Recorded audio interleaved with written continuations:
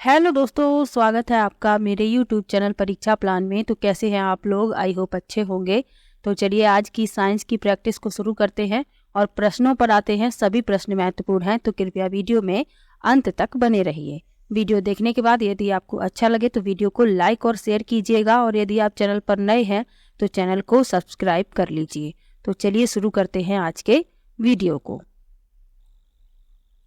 पहला प्रश्न दिया गया है, ईंधनों के अपूर्ण दहन से उत्पन्न होने वाली वह कौन सी गैस है जो विषैली है और रुधिर की ऑक्सीजन वाहक क्षमता को घटा देती है? पहला विकल्प है कार्बन डाइऑक्साइड, दूसरा है कार्बन मोनोऑक्साइड, तीसरा है नाइट्रोजन ऑक्साइड और चौथा है सल्फर डाइऑक्साइड।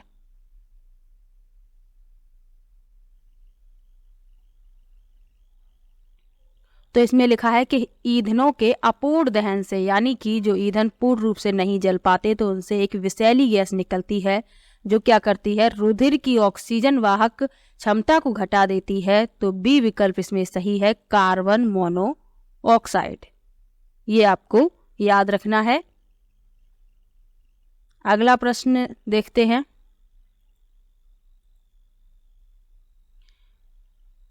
लिखा है कोई 200 किलोग्राम द्रव्यमान का पिंड किसी चिकने घर्षण रहित क्षैतिज पृष्ठ पर 5 मीटर प्रति सेकंड के नियत वेग से फिसल रहा है। इस पिंड को इसी वेग से गतिमान बनाए रखने के लिए आवश्यक बल है। पहला विकल्प है 10,000 न्यूटन, दूसरा है 1,000 न्यूटन, तीसरा है 100 न्यूटन और चौथा है 0।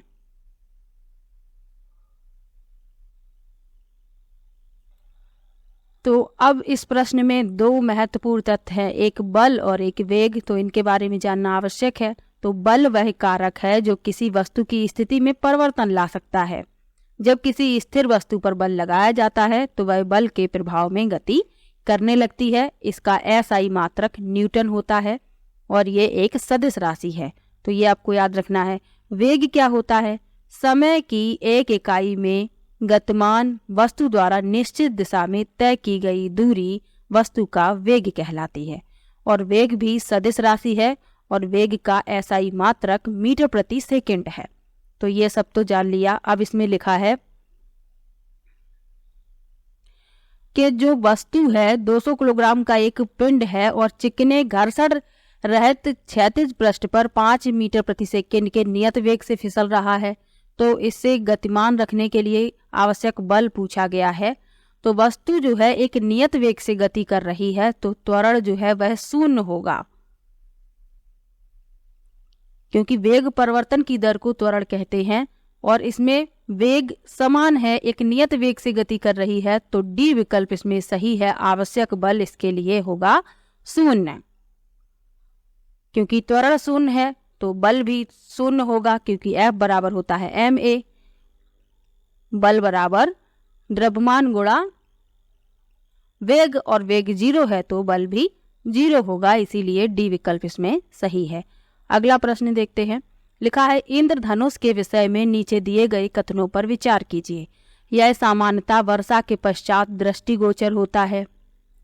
दूसरे में लिखा है इंद्रधनुष के समय सूर्य आकाश में ऊंचाई पर होता है।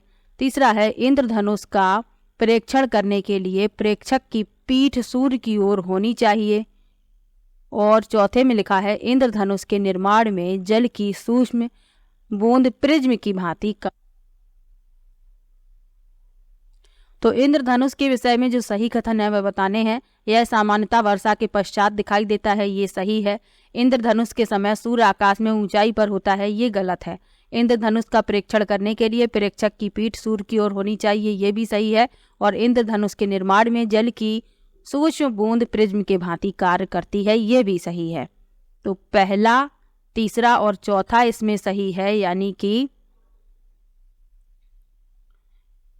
बी विकल्प इस प्रश्न में सही है। तो इंद्रधनुष जो है एक प्राकृतिक वर्णक्रम घटना है जो वर्षा के बाद दिखाई देता है। ये आकाश में आप लोगों ने देखा होगा कई बार। और इंद्रधनुष हमेशा सूर्य के विपरीत दिशा में होता है, ये भी आपको याद रखना है। अगला प्रश्न देखते हैं। कॉलम 1 का कॉलम 2 की मदों से मिलान कीजिए। मिलान करना है तो चलिए मिलाते हैं इनको। सबसे पहले लिखा है सवाल, तो सवाल को मिलाएंगे,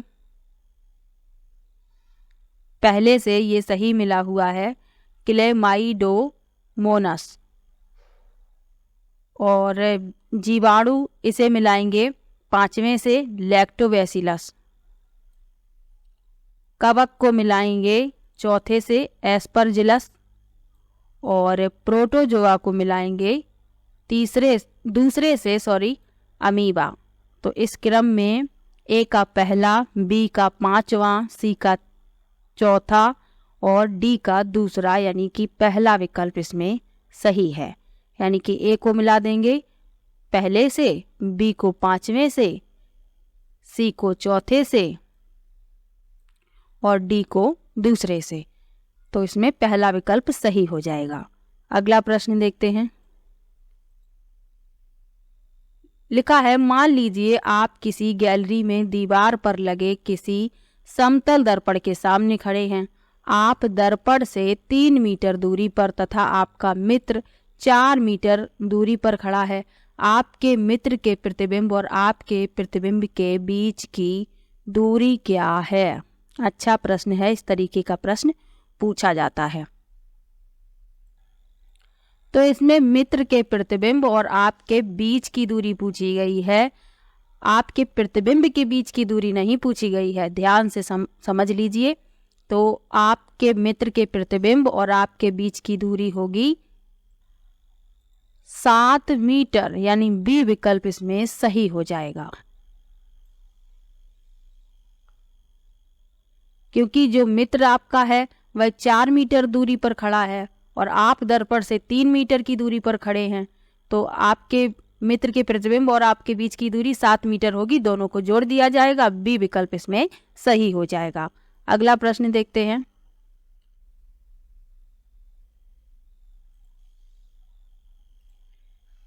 लिखा है सौर परिवार के नीचे दिए गए ग्रहों से उसे चुनिए जिसका घूर्णन अक्ष अत्यधिक झुका है, जिसके परिणाम स्वरूप यह कक्षीय गति करते समय अपने पृष्ठ पर लुढ़कता सा प्रतीत होता है।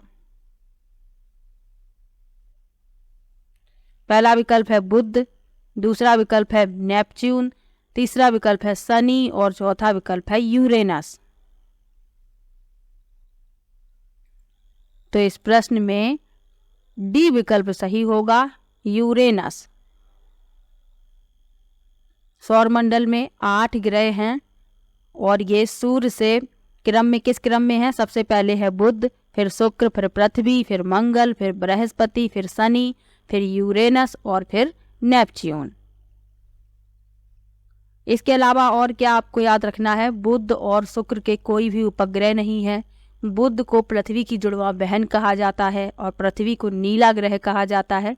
ये सब भी आपको याद रखना है। और इन 8 ग्रहों में शुक्र और यूरेनस को छोड़कर सभी ग्रह सूर्य की विपरीत दिशा में परिक्रमा करते हैं और पश्चिम से पूर्व की ओर अपनी धुरी पर घूमते हैं। और शुक्र और यूरेनस जो है ये पूर्व से पश्चिम की ओर घूमते हैं। तो ये भी आपको याद रखना है। अगला प्रश्न देखते हैं। लिखा है नीचे दिए गए किस ऑक्साइड का जलीय विलयन नीले लिटमस को लाल कर देता है? पहला विकल्प है कॉपर ऑक्साइड, दूसरा है कैल्शियम ऑक्साइड, तीसरा है सल्फर डाइऑक्साइड और चौथा है मैग्नीशियम ऑक्साइड। तो अम्ल जो है नीले लिटमस को लाल कर देते हैं, ये स्वाद में खट्टे होते हैं। तो इसमें सी विकल्प सही होगा, सल्फर डाइऑक्साइड। इसका जो जलीय विलयन होगा वह नीले लिटमस पेपर को लाल कर देगा। सी विकल्प इसमें सही है। अगला प्रश्न देखते हैं। लिखा है क्रोमियम लेपन के संदर्भ में कौन सा कथन असत्य है? क्रोमियम विद्युत लेपन के लिए उपयोग में लिया जाता है क्योंकि पहला है इसका आविर्भाव मंद है, दूसरा है यह संक्षारित नहीं होता, तीसरा है इस पर खरोंच नहीं पड़ती, और चौथा है इससे पूरी वस्तु के निर्माण के हिसाब से यह महंगा है। तो इसमें क्रोमियम लेपन के संदर्भ, तो इसमें जो पहला है वह गलत लिखा हुआ है। इसमें गलत पूछा गया है क्रोमियम लेपन के संदर्भ में कौन सा कथन असत्य है। तो पहला इस प्रश्न का उत्तर है, इसमें लिखा है इसका आविर्भाव मंद है, यानी कि इसका अर्थ हुआ कि यह कम चमकीला होता है या चमकीला नहीं है, इसीलिए ए गलत है क्योंकि यह चमकीला होता है। ए विकल्प इस प्रश्न का उत्तर है। अगला प्रश्न देखते हैं। लिखा है स्तंभ ए में दी गई फसल बोने और काटने की विधियों को स्तंभ बी में दिए गए उनके कथनों से मिलान कीजिए। मिलान करना है और फिर बताना है कौन सा विकल्प सही है।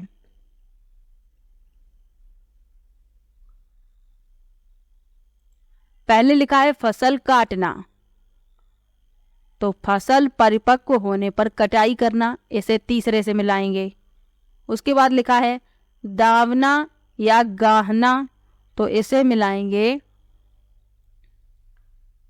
ए को तो तीसरे से मिला देंगे, बी को मिलाएंगे चौथे से। यदि आपको हिंदी समझ में ना आए तो आप इंग्लिश इसकी देख सकते हैं, थ्रेसिंग, यानी कि दानों को भूसे से अलग करना। उसके बाद सी को मिलाएंगे दूसरे से फसल चक्रण, यानी फसलों को बारी बारी से एकांतर क्रम में उगाना, और टपक प्रणाली को पहले से मिला देंगे, बूंद बूंद करके सीधे जड़ों के पास जल गिरता है।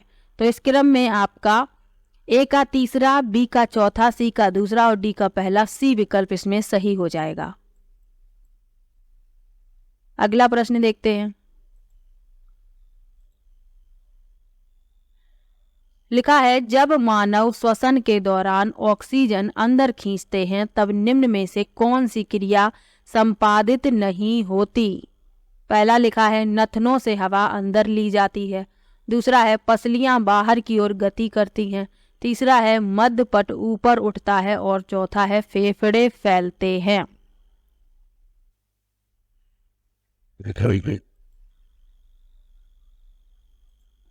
तो मानव श्वसन के दौरान ऑक्सीजन अंदर खींच रहा है, तो नथनों से हवा अंदर ली जाती है, ये सही है।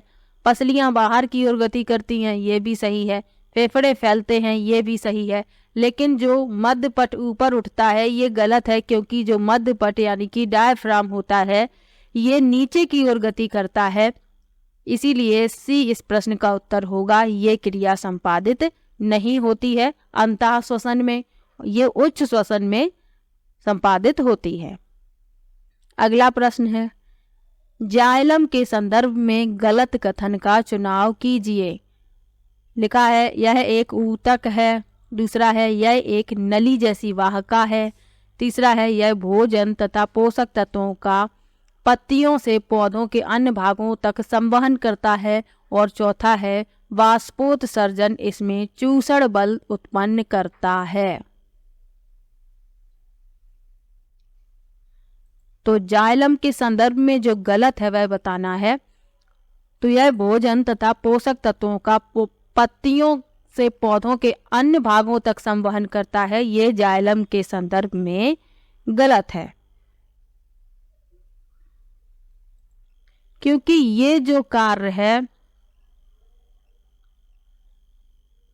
फ्लोएम का है, इसीलिए ये गलत है और गलत ही पूछा गया है। सी विकल्प इस प्रश्न का उत्तर है।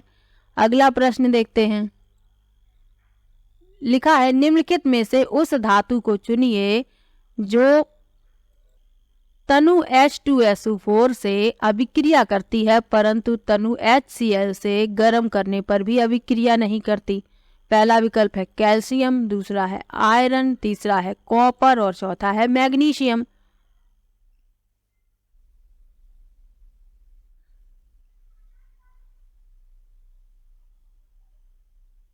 तो इस प्रश्न में सी विकल्प सही होगा, कॉपर।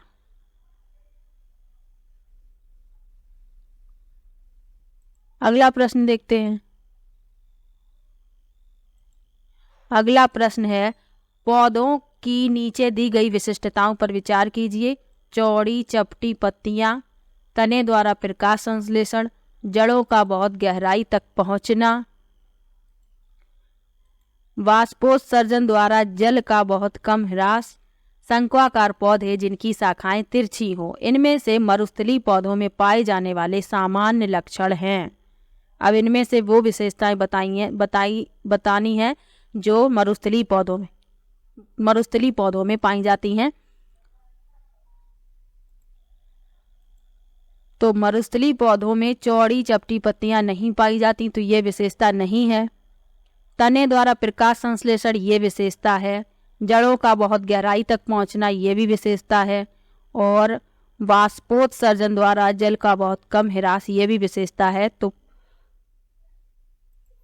दूसरा, तीसरा, चौथा यानी कि दूसरा विकल्प इस प्रश्न में सही है। अगला प्रश्न देखते हैं। लिखा है कॉलम 1 की मदों का कॉलम 2 की मदों से मिलान कीजिए। मिलान करना है।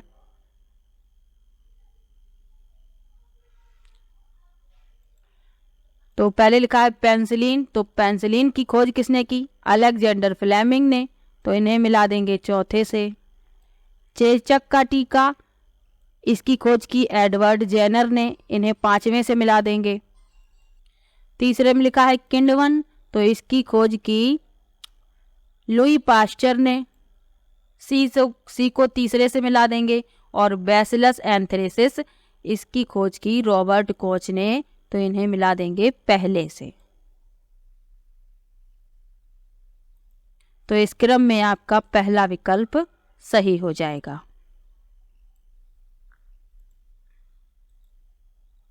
तो आज की वीडियो में कुल 14 प्रश्न थे। किसी भी प्रश्न में आपको डाउट हो तो आप कमेंट बॉक्स में ज़रूर लिखिएगा। तो चलिए मिलते हैं नेक्स्ट वीडियो में। इसके अलावा प्रीवियस ईयर के क्वेश्चन की वीडियो भी देख लीजिए, प्लेलिस्ट बनी हुई है।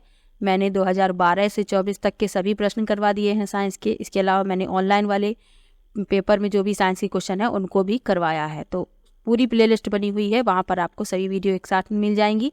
और NCERT की भी प्लेलिस्ट बनी हुई है, वहाँ पर भी आपको सभी वीडियो एक साथ मिल जाएंगी।